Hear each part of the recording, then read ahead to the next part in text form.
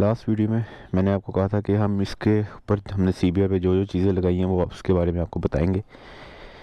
तो चलें इसको लेकर चलते हैं राइड पे और आपको दिखाते हैं कि इस बाइक में मैंने क्या क्या चीज़ें जो हैं वो नई लगाई हैं। फ़िलहाल मैंने आपको लास्ट वीडियो में एक व्लॉग में मैंने कहा था कि एग्जॉस्ट के जो पॉप्स एंड बैंग्स हैं वो हम आपको सुनाएंगे। तो मैंने एक GoPro लगाया है उसके लिए। आई होप सो कि ये गिरे ना, क्योंकि जब बाइक तेज़ चलता है तो एयर प्रेशर जो है इसको पड़ेगा काफ़ी। वैसे तो मैंने जितना टाइट कर सकता था मैंने किया है। होप सो कि इसको विंड की जो हवा बर्दाश्त करनी पड़ेगी, उसकी वजह से इसकी आवाज़ ख़राब ना हो और ये अच्छे पॉप्स एंड बैंग्स कैप्चर कर सके। तो चले लेकर चलते हैं बाइक को राइड पे। और after a very long time Ramzan माशाल्लाह इज़ ओवर और ईद का दूसरा दिन है। व्लॉग तो जाहिर सी बात है थोड़ा शायद लेट आए, लेकिन आपको जो है इसके बारे में बताते हैं कि हमने बाइक पे क्या क्या चेंज किया है। फ़िलहाल कोल्ड स्टार्ट करने लगे हैं हम CBR RRR फायरब्लेड SP।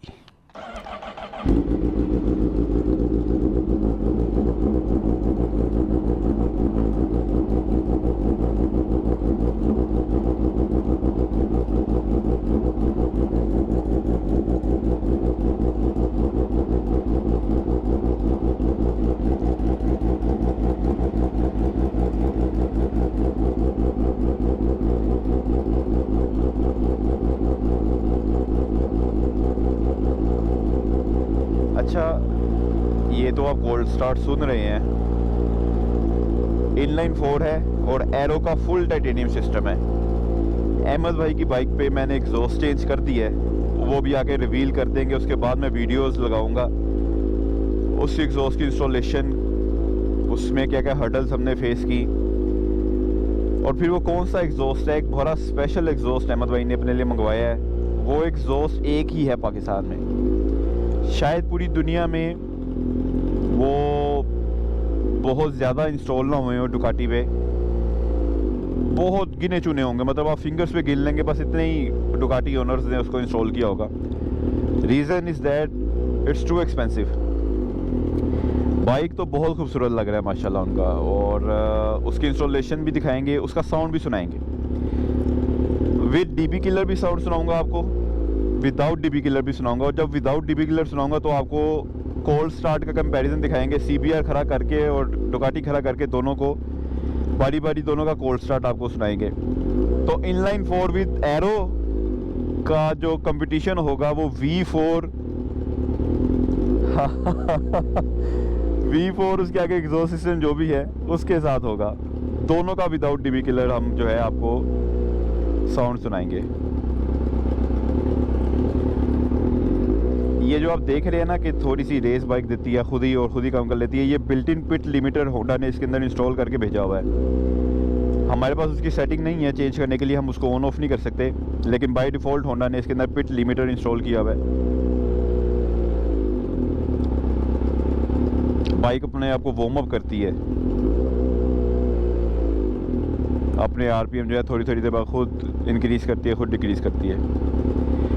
जब हम बुलिश ट्यून करते हैं तो उसके अंदर हमें काफ़ी ऑप्शंस मिल जाती हैं जो कंपनी ने हमें अवेलेबल नहीं करवाई होती इंस्ट्रूमेंट क्लस्टर पे, हम उनको चेंज कर सकते हैं। Like for example fan temperature आप इंस्ट्रूमेंट क्लस्टर से सेट नहीं कर सकते, लेकिन while we are flashing the ECUs हमारे पास ऑप्शंस होती हैं वेरियस, हम उनको चेंज कर सकते हैं। लाइक इसका फ़ैन ऑन होता था 97 पे और 91 पे ऑफ होता था, तो मैंने इसका फ़ैन टेम्परेचर कर दिया 91 पे ऑन होता है, 87 पे ऑफ होता है, मैंने चेंज कर दिया। सेम लाइक पाकिस्तान में तो पिट लिमिटर की ज़रूरत नहीं है बाइक को वार्म अप करने के लिए, हमारे मुल्क में वैसे ही 8 से 9 माह तो वैसे ही गर्मी रहती है और सर्दियों में भी कोई इतनी ख़ास सर्दी नहीं होती कि इसको पिट लिमिटर की ज़रूरत हो ठंडा होने के लिए। वो उन मुल्कों में होती है जहाँ पे टेम्परेचर 0 से भी नीचे होता है। तो अगर फ्यूचर में ECU के अंदर ऑप्शन आती है कि आप इसके पिट लिमिटर को ऑफ़ कर सकें, तो ज़रूर हम उसको ऑप्शन को यूज़ करेंगे, इसको ऑफ़ कर देंगे, ताकि ये वार्म अप वाला जो है फ़ीचर ये बाइक अपने आप को खुद ही लो RPM पे रख के वार्म अप करे। चले 78 हो गया टेम्परेचर, अब इसको लेकर चलते हैं। उसका फ़ायदा ये होगा कि अभी शुरू में आराम से जाएंगे हम, साथ साथ फिर हमारे टायर भी वार्म अप होते रहेंगे, क्योंकि बाइक बहुत अरसे बाद निकला है, ऑलमोस्ट 1 मंथ बाद निकाल रहा हूँ मैं इसको। अपना कैम ऑन कर लेते हैं।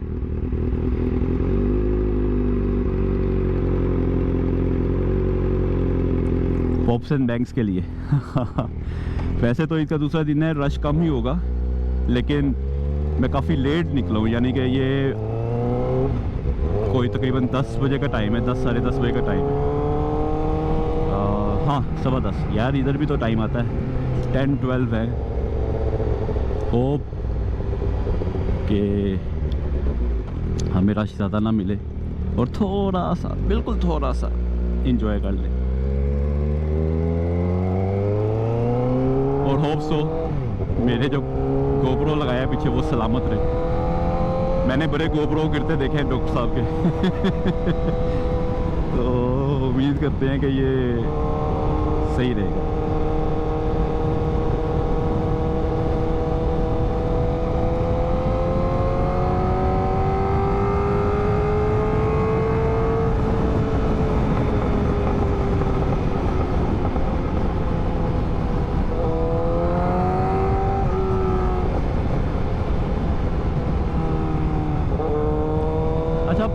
पॉप्स एंड बैंक्स में ना बहुत सारे लोगों को कन्फ्यूजन रहती है, उनको निकालने नहीं आते। अगर वाइल्ड ट्यूनिंग हम ऑन कर भी दें तो वो समझते हैं कि थ्रोटल देके छोड़ेंगे तो पटाखे निकलेंगे। ऐसा नहीं है, 0% थ्रोटल पे पटाखे नहीं निकलते जब आप इसको छोड़ देते हैं। आपको हल्का सा वाइड ओपन करना पड़ता है, हल्का सा, मामूली सा, कि 1% या 2% थ्रोटल आप ओपन करके रखेंगे तो पॉप्स एंड बैंक्स निकलते हैं।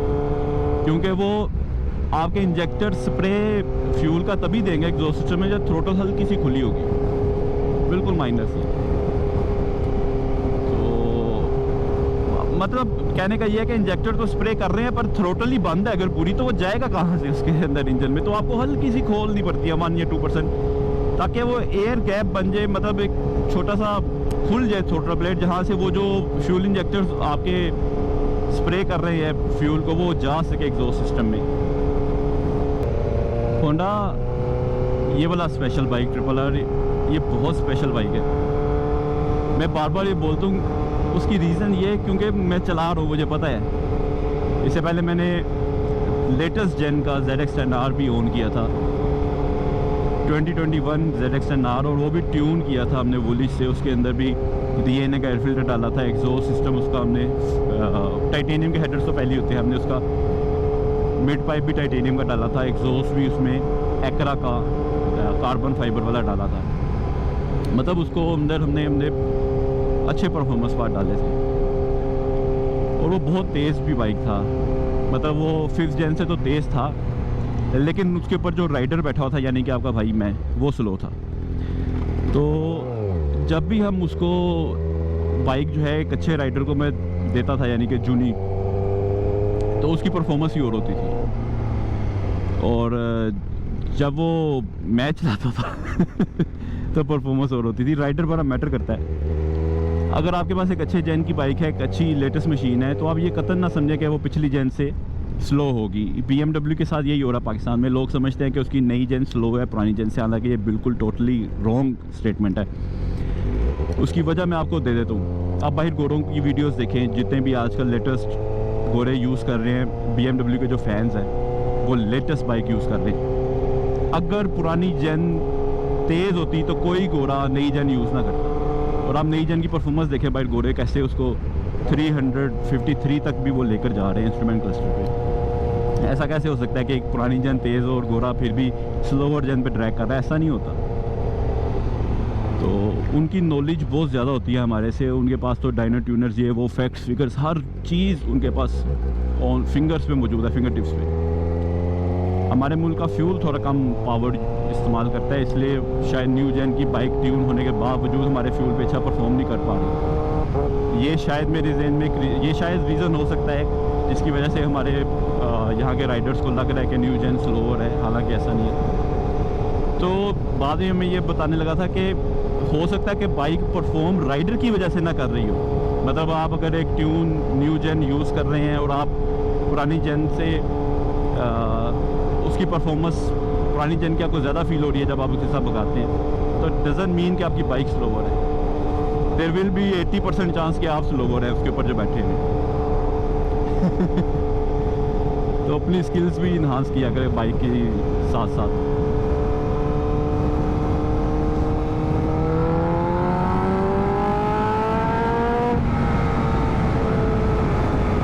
वाला दिन तो है, रश भी कम है, लेकिन एहतियात फिर भी ज़्यादा करनी पड़ेगी, पता कोई नहीं होता कौन किस टाइम किसी को कोई भी चीज़ याद आती है तो नीचे वाली लेन से अचानक उठ के ऊपर आ जाता है, ऊपर वाली लेन से लोग नीचे जाना शुरू कर देते हैं। अचानक ही उनको याद आता है हमने तो यहाँ से टर्न लेना था, और जिधर भी मुंह होता है वहीं से उठा के टर्न ले लेते हैं।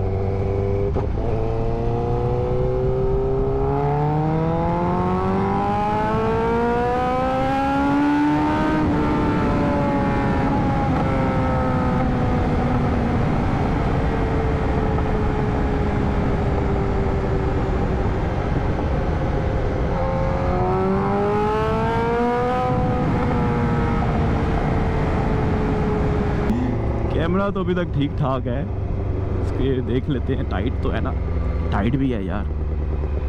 चलो अभी तो मैंने इतना ज़्यादा इसको एयर प्रेशर नहीं बर्दाश्त करना पड़ा होगा, क्योंकि मैं अभी मतलब हमने 200 शायद बेरली क्रॉस किया हो। मैं इंस्ट्रूमेंट क्लस्टर देखता नहीं बाइक चलाते हुए, लेकिन अभी आगे अगर हमें मौका मिला 250 क्रॉस करने का तो आई एम वरीड अबाउट और है भी इतना पुराना भी नहीं है। GoPro Hero 11 है जो मैं पहले यूज़ कर रहा था इसके लिए, व्लॉगिंग के लिए। अब खैर 13 ले लिया हुआ है, तो 11 मैंने सेल आउट नहीं किया। मैंने कहा ये जो शॉर्ट्स वगैरह होते हैं एग्जॉस्ट के या इधर उधर लगाने के काम आ जाएगा।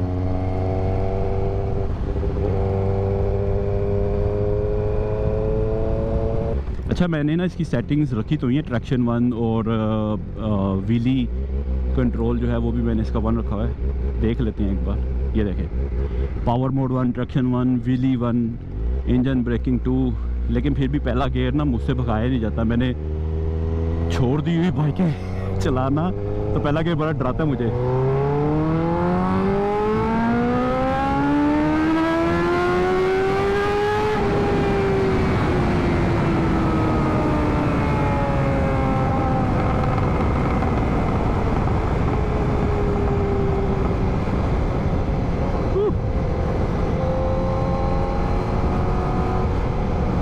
तीसरे गियर का पुल था मैं तो सोच रहा तीसरे गियर के पुल ने मुझे जो पुशबैक दिया है, मुझे तो दूसरा भी बहुत डराएगा देखते हैं क्या बनता है। अच्छा, एक और बात मैंने नोटिस की है कि इस बाइक में ना जब मैंने इसके चले बता देते हैं, वैसे तो आपने देखा ही होगा, रेडिएटर के पाइप भी चेंज किए मैंने। इसके सिलिकॉन बेस्ड रेडिएटर के पाइप डाले, तो जब वो सारे पाइप उतरते हैं ना तो एक बाइक के अंदर जिस तरह गाड़ियों में वो होता है ना थर्मोस्टेट इतना सा होता है जो ख़ास टेम्परेचर के बाद खुलता है, इस बाइक में भी थर्मोस्टेट था। इसके रेडिएटर के एक पाइप के अंदर ही होता है, मतलब होता तो इंजन के अंदर है, लेकिन रेडिएटर का पाइप उतारो तो आपको नज़र आ जाता है, आप निकाल सकते हो उसको। उसके थर्मोस्टेट के ऊपर मैंने स्टैट्स पढ़े थे इसके, वो थर्मोस्टेट खुलता ही 82 टेम्परेचर पे है। जब बाइक का टेम्परेचर 82 होता है तो वो खुलता है। इसका मतलब कि 82 इसका नॉर्मल टेम्परेचर है जो इसने मेंटेन करके रखना है। थर्मोस्टेट खुलता ही उसके बाद है, 82 से नीचे नहीं जा सकती। लेकिन मैं भी गौर कर रहा था, इसका टेम्परेचर 81 पे कांस्टेंट हुआ था। पहले मैंने कभी अपनी बाइक का चलते हुए रनिंग कंडीशन में अपनी बाइक का टेम्परेचर 81 नहीं देखा। उसकी रीज़न ये है कि इसके अंदर सिलिकॉन बेस्ड रेडिएटर के होस पाइप डाले, वो भी हीट डिस्चार्ज करते हैं। तो 1 डिग्री का फ़र्क तो मैंने ऑलरेडी देख लिया कि उन्होंने डाला है, वो हीट डिस्चार्ज कर रहे हैं। तो 82 से 81 पे इन्होंने कांस्टेंट रख दिया उसने इनका टेम्परेचर।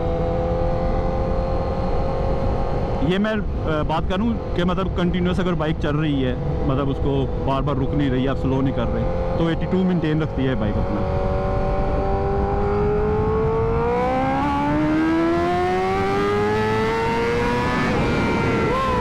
दूसरा ये स्लो मैंने इसलिए कर लिया कि यू टर्न है ये वाला, ये डराता है भाई बहुत।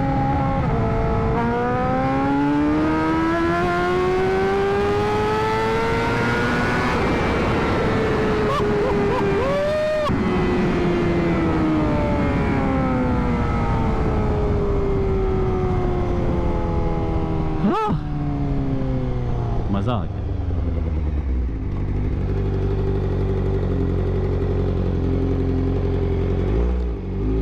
चलें आपको दिखाते हैं बाइक में हमने क्या क्या चीज़ें इंस्टॉल की है।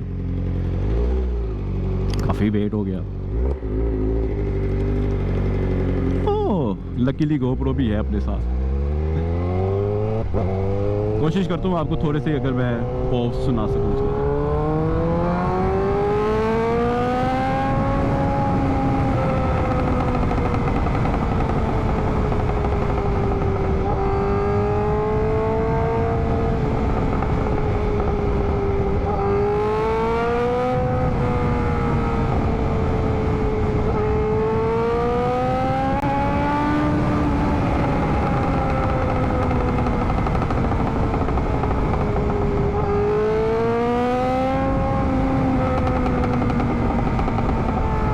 बंद कर दिए पॉप्स थ्रोटल पूरी छोड़ोगे फ़ौरन बंद हो जाएगी। लेकिन वो जो 1% खोल के रखनी थी ना, वो बड़ा मुश्किल होता है उसको 1% को पकड़ के रखा। अगर मैं थोड़ी सी भी ज़्यादा खोल जाए तो फिर भी निकलना बंद हो जाते। अब यूँ समझ लें एक स्विच लगा दिया हमने इसके ऊपर कि यार बस 1% होगी तो ऑन होंगे, अगर 1% नहीं होगी तो ऑन नहीं होंगे। तो आपके हाथ में कंट्रोल है, आपने पॉप्स निकाल लें नहीं निकाल लें, सब आप इसको यूँ समझ लें।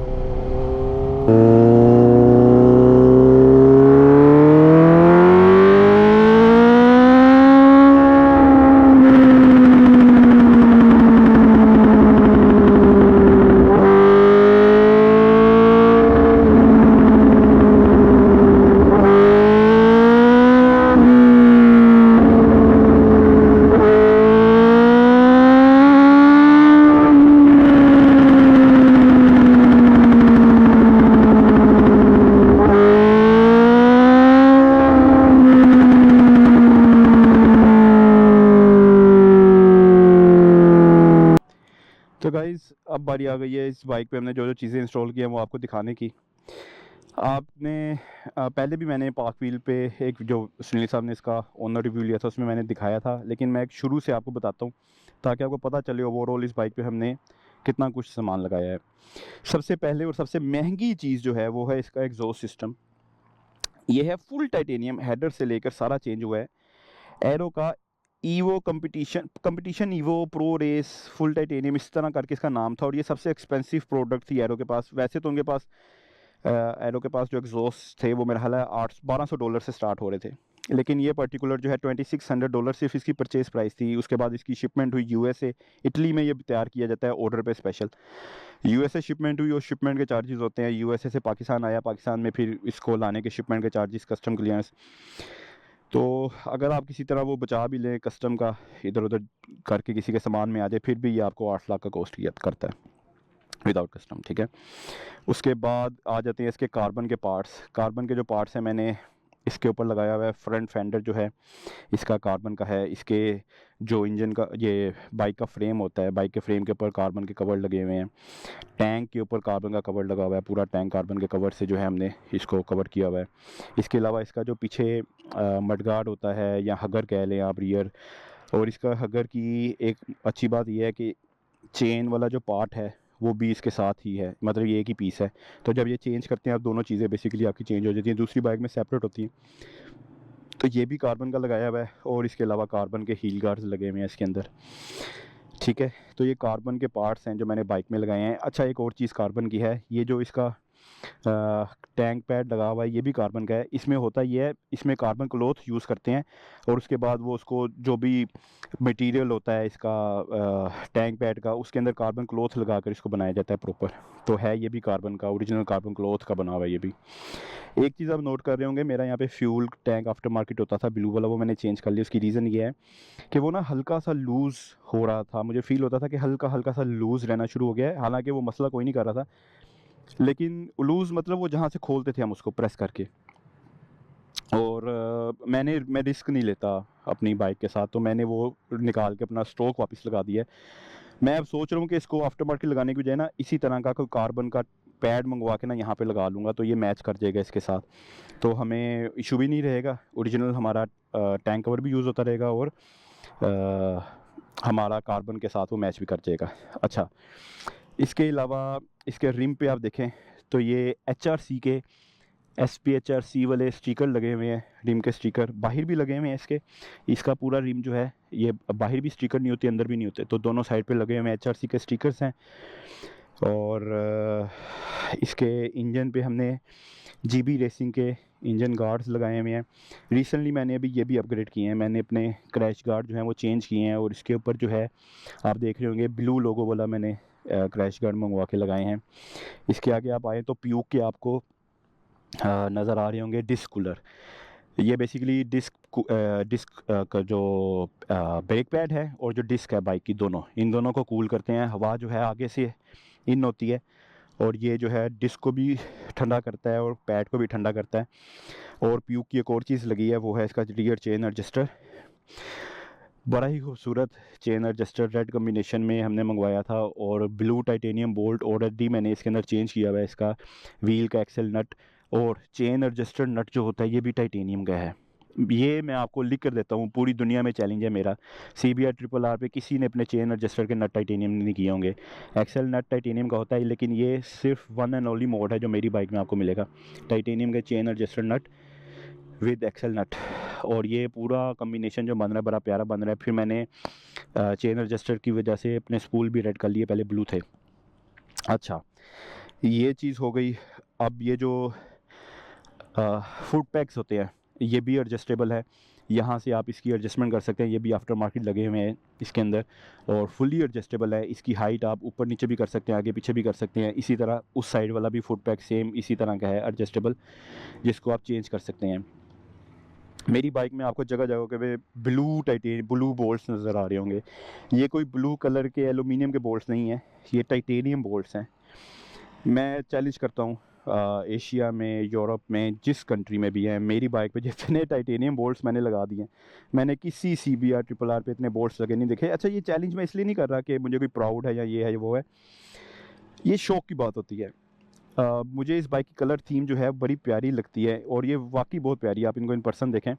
तो इसके साथ ना मुझे ब्लू कम्बिनेशन थोड़ा ज़्यादा करना था, क्योंकि ब्लू इसका सिर्फ इस एरिए में आता है जो बाइक कंपनी ने दिया हुआ है, बाकी ये बाइक बहुत ज़्यादा रेड है।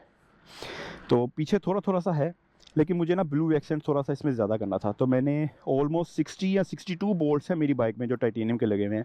मैं एक शॉर्ट बनाऊंगा, उसमें मैं सारे बोल्ट्स आपको दिखा दूंगा। अभी दिखाने शुरू किए तो बहुत लंबी हो जाएगी वीडियो। इसके जो फ्रंट का फेस है, उसके जो वाइज़र है, उस पर मैंने 6 के 6 चेंज किए हैं। वाइज़र जो है ज़ीरो ग्रेविटी का लगा हुआ है इसके अंदर, ठीक है। उसके अलावा अगर फ्रंट पे देखें तो मैंने ये जो ट्रिपल आर के स्टिकर है इसके साथ मैच करके ना मैंने अपनी बाइक में स्टिकरिंग बेसिकली मैंने लगाई है जगह जगह पे। तो ये GoPro मैंने उसके साथ मैच करके ये स्टिकर फ्रंट पे दूसरी तरफ लगाया है। आपको यहाँ पे भी कुछ स्टिकर्स नज़र आ रहे हैं मोट्यूल का, यहाँ पे लुई मोटो और ब्रेम्बो का नज़र आ रहा है। लुई मोटो का स्टिकर बेसिकली मेरी सीट के साथ आया था, लुई मोटो की सीट जो है मैंने इसके अंदर इंस्टॉल की हुई है। इसके अलावा रियर फुट पैक्स उतारे हुए हैं, और उसकी जगह पे ये रेल गार्ड्स लगी हुई हैं। Tail tidy of course remove है, उसकी जगह पे हमने ये आफ्टर मार्केट टेल टाइडी लगाई हुई है, और इंडिकेटर स्ट्रोक यूज़ किए हुए हैं जो बाइक के साथ अपने आते हैं। अच्छा, इसका जो स्विंग आर्म का नट है वो भी टाइटेनियम का है। इसके जो फुट पैक्स के नट है वो भी टाइटेनियम के हैं। इंजन के जो कवर हैं उसके अंदर जो नट लगे हुए हैं सारे के सारे टाइटेनियम के हैं। होस पाइप मैंने ईवो रेसिंग के सिलिकॉन बेस्ड रेड कलर के इसके होस पाइप चेंज कर दिए हैं, आपको नज़र आ रहे होंगे जगह जगह पे, आपको रेड एक्सेंट नज़र आ रहा होगा इसका।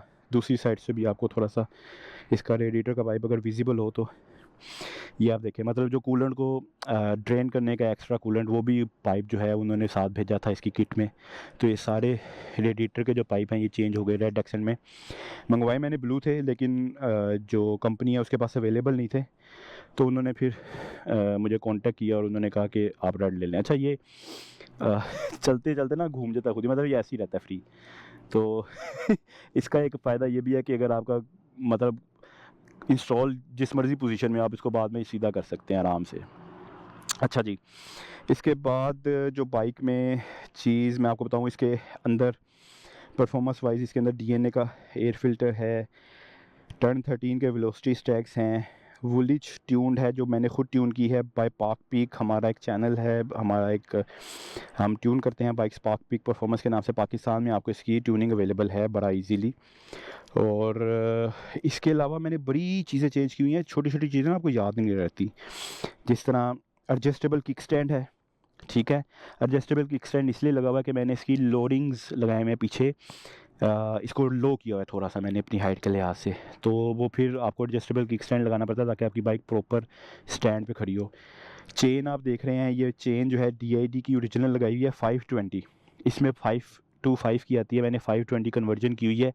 अगली स्पॉकेट वॉर्टेक्स की है 15 टीथ की, 520 चेन कन्वर्जन आ गई। और रियर पे भी आपको वॉर्टेक्स की स्प्रॉकेट मिल जाएगी, रियर की 43 है। ये अमेरिकन वर्जन है, अमेरिकन में आती है 1643, मैंने 1543 किया हुआ है, जिसकी वजह से इसकी गियर रेशियो थोड़ी सी छोटी हुई है, वरना ये तो चौथे गियर में लॉक कर देती थी मीटर।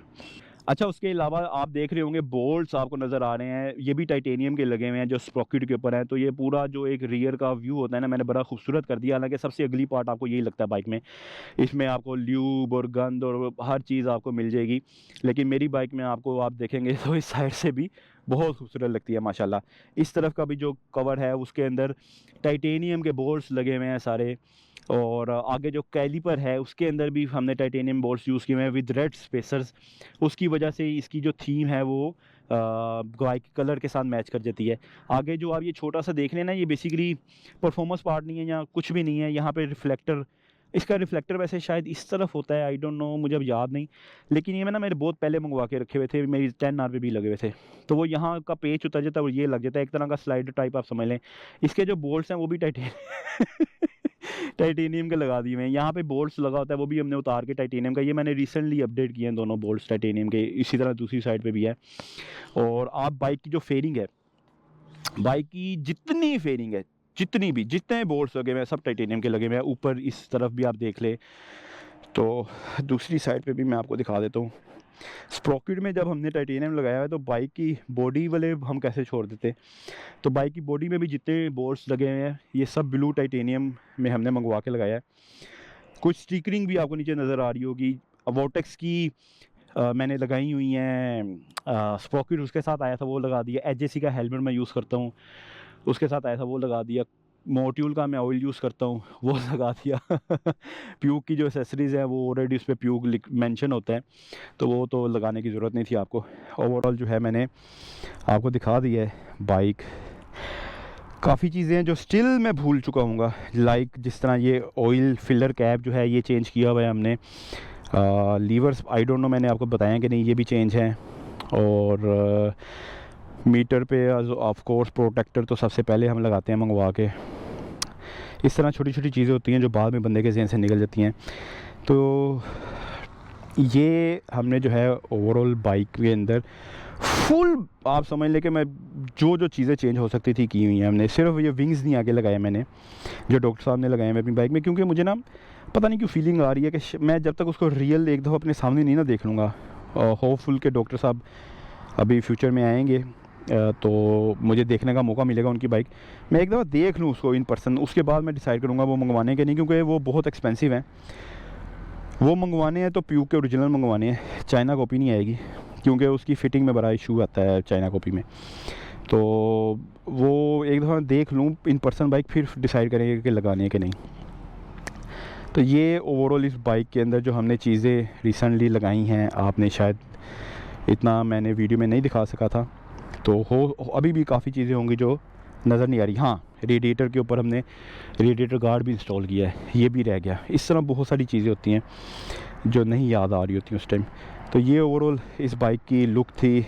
और इस बाइक को हमने जो एक मेरे ज़हन में था, एक ख्वाहिश थी कि मेरे जितनी भी बाइक्स आज तक ऑन की हैं 10R H2, मैं बड़ा सोचता था ये करूँ वो करूँ वो करूँ, वो सारा मैंने अपनी ख्वाहिश इस बाइक पे पूरी की है।